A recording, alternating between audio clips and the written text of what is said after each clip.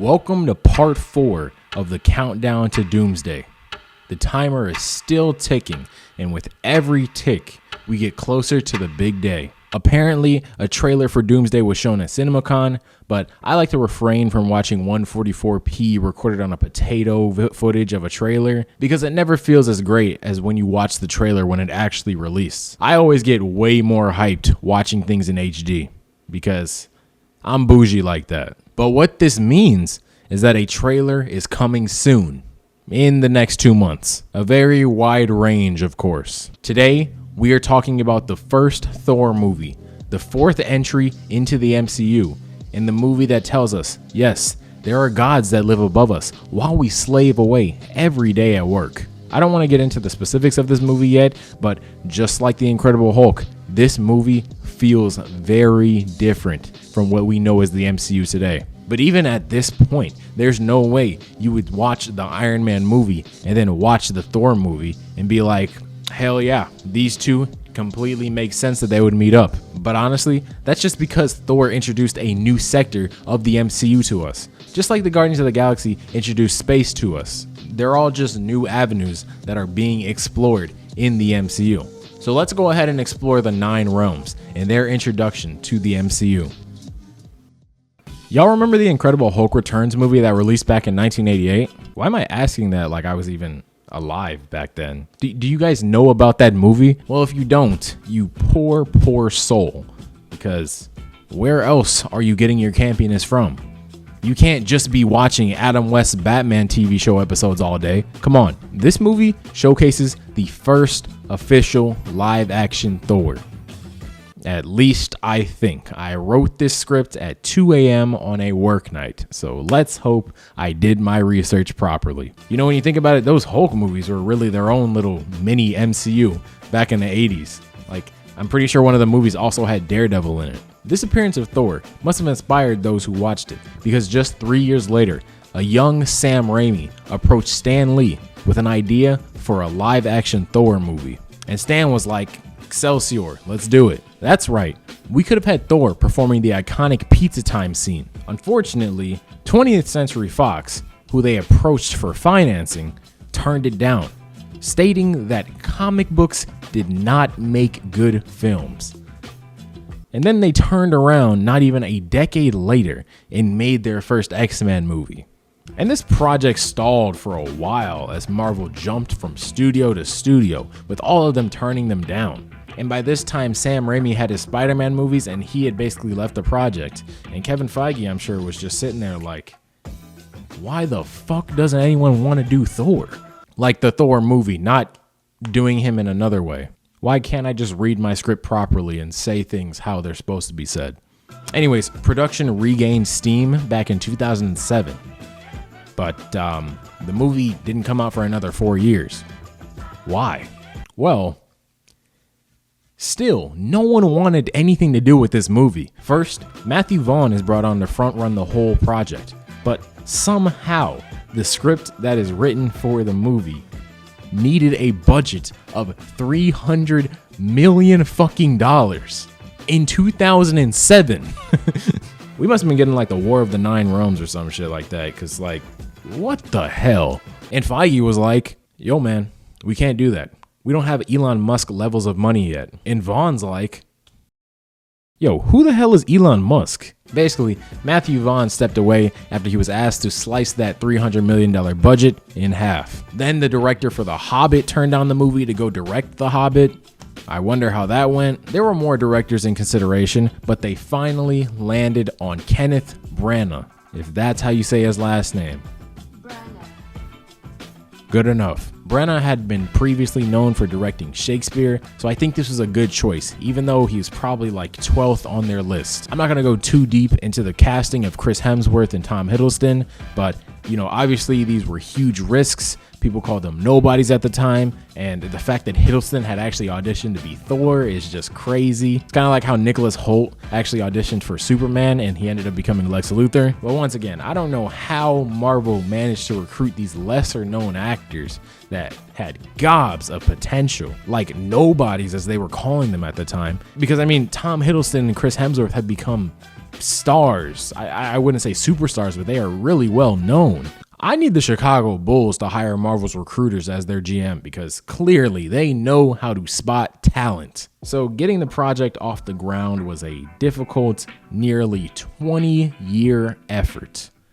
Why? What the hell is so crazy about this Thor script that directors didn't want to touch it with a 6-foot pole?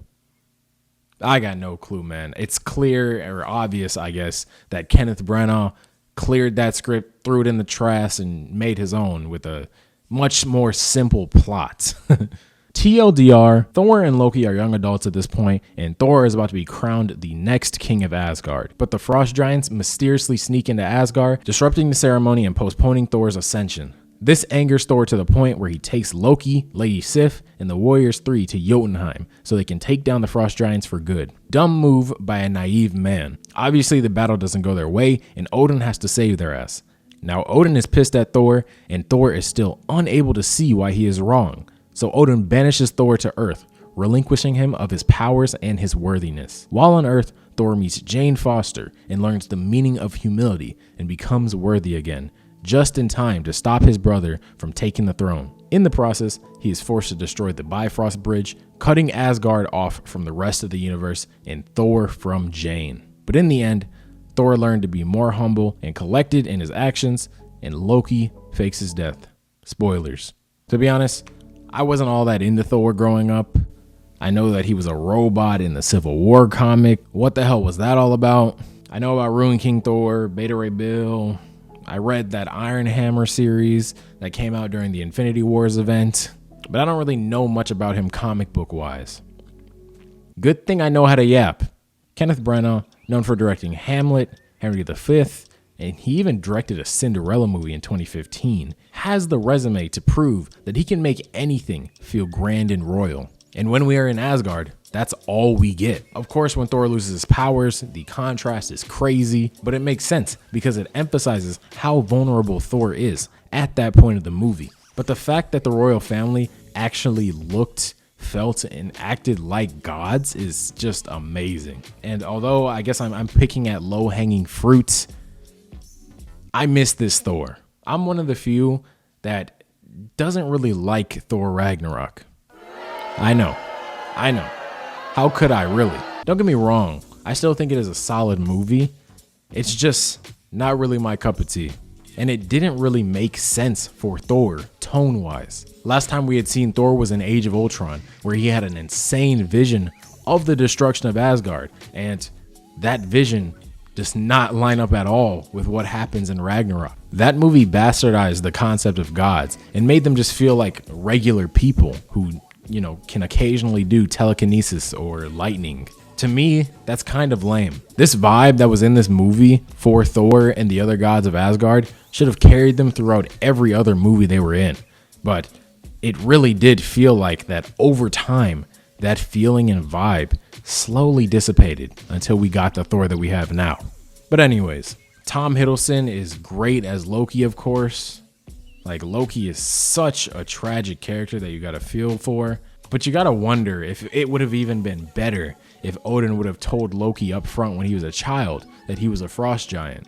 Because, of course, you think it would be all good in the future, right? But what about the fact that they demonize frost giants? Like, he tells Loki that he's a frost giant by blood, but then he's like, them frost giants, boy, pieces of shit. Pure evil, really. Oh, but not you. No. You're one of the good ones. Like, he's not winning that either way. Hawkeye's introduction to the MCU should have primed us for how he'd be treated throughout it. The thing about every hero in the comics is that no matter what their power set is, they always are made to look badass. And Hawkeye doesn't get those moments like the other guys. He's got some, but not a lot. And unlike how Black Widow gets a whole solo action scene in Iron Man 2, Hawkeye just stands around. Like what are we doing, man? All that damn studio interference in the other movies, but we can't even get Hawkeye to fight a powered down Thor in this movie. Like, that shit would be crazy, right? And it would have been a hell of an introduction for Hawkeye. Alas, Marvel does not always seem to know what they're doing. If something like this happened nowadays with some character, everyone would start calling it like woke bullshit. They'd say something like Marvel's falling off. Yeah, I'm sorry. Look, if you're using the word woke unironically, especially when it comes to anything like comics, like, come on, man, like, grow up. I'm sorry. It's just so lame. You're corny. Let me tell you how forgettable the Warriors 3 and Lady Sif are in this movie. Or matter of fact, just in general. This dude gets replaced in the middle of the Dark World and no one notices. I don't even remember this guy. I only remember Sif because she was in Loki and Love and Thunder. And this dude is just Gimli, you know, from Lord of the Rings. Like, there's not really any type of light to be shed on these guys. Like, they're just boring.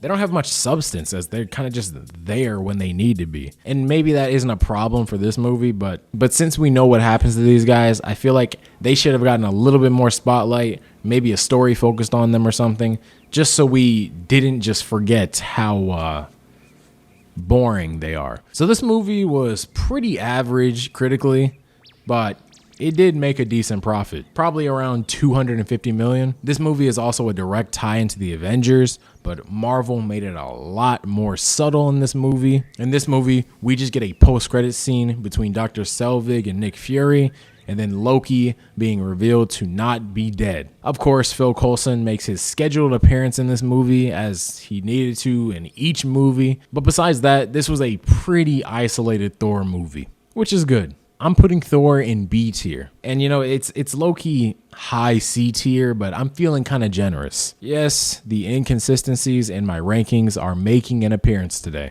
I'm a sucker for simple stories about complex and deep characters. This movie, when Thor is on Earth, takes place solely in some middle of nowhere town in New Mexico. And Thor's only mission while there is to learn humility. It's great, man. Let's just leave the big shit for the Avengers movie and let's just focus a little bit on Thor's character. And although we didn't do any type of deep dive really, hell, I don't even know if we cracked the surface. I just like the simplicity of this movie. Obviously, I still gotta call out that this movie feels cheap at times. Asgard looks shiny as fuck at points. They use a pretty basic fish out of water trope, which I'm too young to know if that was considered basic back in 2011. Jane and Thor are trying to fuck within 24 hours of meeting each other and only speaking about a paragraph to each other. And Chris Hemsworth's eyebrows. You know what? High C tier. Stamp it and send it out. Okay, it is time to check out what you guys think of Iron Man 2.